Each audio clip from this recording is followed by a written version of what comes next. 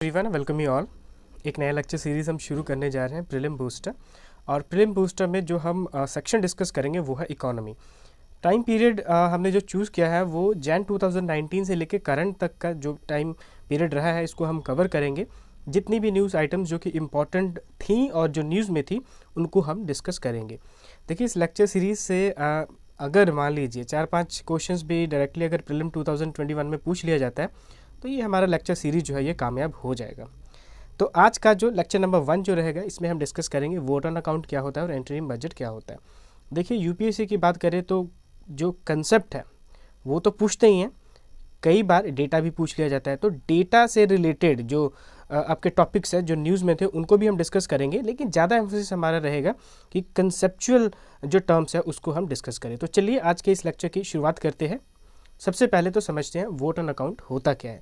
देखिए, vote on account जो है इसको थ्योरेटिकली समझने से पहले अगर इसको हाइपोथेटिकली प्रैक्टिकली समझ ले तो वो ज़्यादा इजी रहेगा हमारे लिए। चलिए समझते हैं।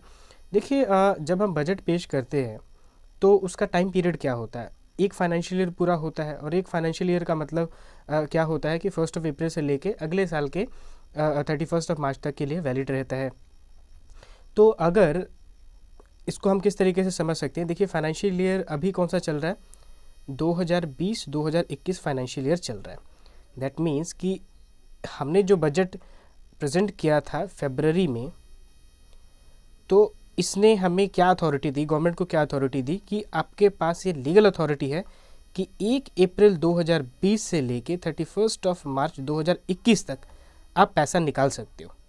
ठीक है, ये लीगल अथॉरिटी मिल जाती है जब हम बजट पेश करते हैं। तो अब यहाँ पे दूसरा एक सिनेरियो समझते हैं कि हाँ जी, हमें तो यहाँ से मालूम ये चलता है कि अभी की जो गवर्नमेंट काम कर रही है उसके पास 31 मार्च 2021 तक के लिए लीगल अथॉरिटी है कि वो कंसोलिडेटेड फंड ऑफ इंडिया जो है वहाँ से पैसा निकाले और अलग अलग पर्पसेस के लिए उसको खर्च करे।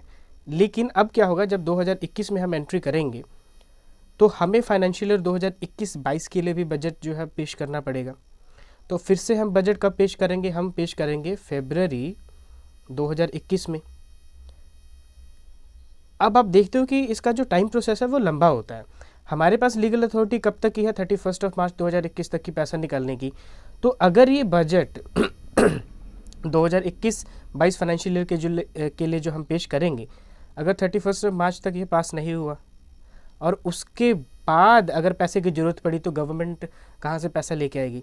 ठीक है, तो आई होप कि अब ये बातें आपको क्लियर हो चुकी होंगी कि 31 मार्च के बाद का जो पैसा है वो कैसे आएगा, क्योंकि बजट तो एक लेंथी प्रोसेस है, बहुत से डिस्कशंस पे चलेंगी, कमिटीज़ को स्क्रूटनाइज करेंगी and so many other process are related with this. तो उस टाइम पीरियड के लिए पैसा कहाँ से आएगा, तो इसी पैसे की भरपाई के लिए, इसी को पूरा करने के लिए कंसेप्ट जो है हमारा आता है वोट ऑन अकाउंट का, कि जब तक आपका जो फुल बजट जो है वो पास ना हो जाए तब तक गवर्नमेंट की जो एक्टिविटीज़ है उसको रन करने के लिए जो पैसा है वो किसके थ्रू आता है, आपके पास वोट ऑन अकाउंट के तहत आता है। तो चलिए स्टेटमेंट को रीड कर देता हूँ, तो अब ये जो चीज़ है आपके लिए समझनी बहुत ईजी हो जाएंगी। देखिए, तो वोट ऑन अकाउंट की जब हम बात करते हैं तो it only present demand for expenditure. Very important, direct question बन सकता है कि वोट ऑन अकाउंट जो है it is deal with not just expenditure as well as income. तो ये स्टेटमेंट बिल्कुल गलत हो जाएगा। तो यहाँ पे क्या है, वोट ऑन अकाउंट की जब बात करी जाती है तो it only deals with the expenditure part. ठीक है जी, चलिए, तो ये जो एक्सपेंडिचर जो है ये किस टाइम के साथ डील करता है, जब तक कि बजट आपका पास ना हो जाए, जैसा कि हमने एग्जाम्पल में समझा था। कंसेप्ट तो आपको क्लियर होगा कि वोट ऑन अकाउंट होता क्या है। अब हम समझते हैं कि डायरेक्टली जो फैक्चुअल बातें जो है, जो स्टैटिक पोर्शन है इस टॉपिक से रिलेटेड, उसको नज़र डाल लेते हैं। वो स्टेटमेंट जो है उसको हम रट लेते हैं, जो कि डायरेक्टली आपसे एग्जाम्स में पूछा जा सकता है। Only Lok Sabha permission is required. ठीक है, ये आपने याद रखना है कि वोट ऑन अकाउंट की जब बात आती है तो सिर्फ यहाँ पे लोकसभा का ही जिक्र होता है, सिर्फ इसके परमिशन की यहाँ पे रिक्वायरमेंट होती है। कितना पैसा मांग सकते हो, सिर्फ और सिर्फ 1/6 जो है वही आप यहाँ पे वोट ऑन अकाउंट के जरिए विड्रॉ कर सकते हो। लाइक से फॉर एग्जाम्पल आपका जो फुल बजट है अगर 120 रुपीज़ का है तो 1/6 के तहत सिर्फ और सिर्फ आप 20 रुपीज़ ही यहाँ पे वोट ऑन अकाउंट के तहत मांग सकते हो। पूरा का पूरा जो पैसा है वो यहाँ से विड्रॉ नहीं कर सकते हो। वेरी इंपॉर्टेंट अपने आप में ये टर्म। उसके बाद वैलिडिटी कितनी होती है, तो वैलिडिटी 2 मंथ की होती है। Very important. और ये क्या इसका कोई खास टाइम पीरियड होता है, क्या इलेक्शन के टाइम पे ही सिर्फ इसको वोट एंड अकाउंट का कंसेप्ट लेके आ जाता है या फिर जब मर्जी लेके आ सकते हो?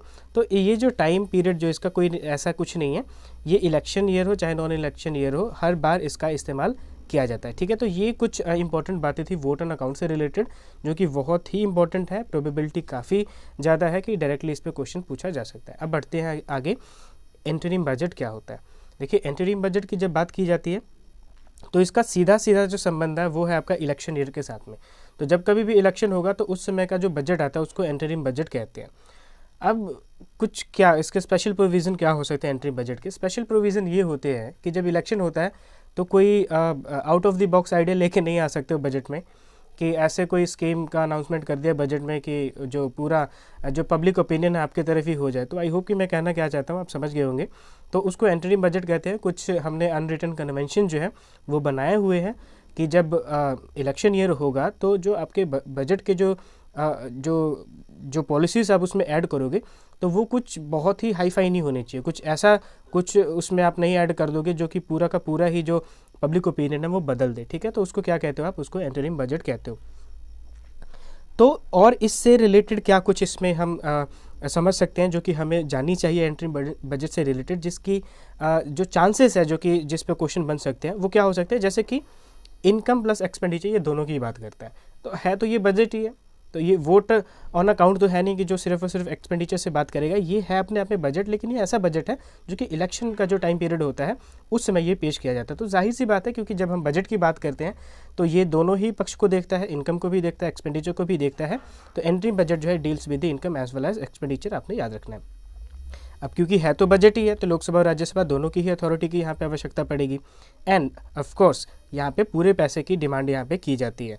हमने क्या देखा था वोट एंड अकाउंट के केस में? वहाँ पे हमने देखा था 1/6 जो मनी है उसकी वहाँ पे डिमांड की जाती है। अब देखिए, अब नई जो गवर्नमेंट आएगी तो अगर मान लीजिए वो अपना फुल बजट नहीं लेके आते हैं तो ये जो आपका इंटरिम बजट है उसको ही फुल बजट फिर बाद में मान लिया जाएगा। और इसके अलावा जो कि मोस्ट इंपॉर्टेंट, जो कि पूरा का पूरा ही इंटरिम बजट का जो कंसेप्ट जिस पे कि रिलाई करता है, दैट इज़ इसको पेश किया जाता है सिर्फ और सिर्फ इलेक्शन ईयर है तब किया जाता है। और it contains vote and account. ठीक है, तो वोट एंड अकाउंट जो है it is a subset of interim budget. इस तरीके से भी आपने याद रखना है। डायरेक्ट इस पर भी जो आपका क्वेश्चन है वो बन सकता है कि वोट एंड अकाउंट जो है it contain interim budget. Statement गलत। Interim budget contain vote and account, बिल्कुल सही बात है। ठीक है, तो इस तरीके से आपने चीज़ों को स्टडी करना है। तो आज के इस लेक्चर में हमने वोट एंड अकाउंट को समझा और इंटरिम बजट को समझा। बहुत ही जल्द दूसरे लेक्चर के साथ आपके साथ मुलाकात होगी। So for the time being, bye bye. Thank you so much for watching this video. पढ़ते रहिए, बढ़ते रहिए। जय हिंद।